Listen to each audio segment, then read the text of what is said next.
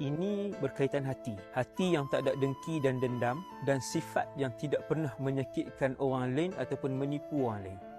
Yang ini penting. Lebih penting daripada timbunan gunung amalan-amalan sunat. 1000 kali lebih penting. Akhlak yang baik, hati yang bersih itu lebih penting daripada timbunan amal soleh yang sunat yang lain dilakukan, yang dikejar oleh kita. Sebab itu ada orang bila dia mempunyai hati yang keras, hati yang gelap, zalim, walaupun dia menzalimi binatang, dalam masa yang sama dia adalah orang di kalangan ahli ibadah. Kita mendengar bahawa Nabi kata dia adalah ahli neraka. Dan kita juga boleh melihat dalam satu hadis lagi, peringatan ni supaya saya dan kita semua pakai ingat, kita tak buat apa yang Nabi larang ni. Satu wanita yang mulutnya sering menyakitkan jiran-jiran yang lain, sedangkan dia seorang yang banyak beribadah, dia di kalangan ahli neraka.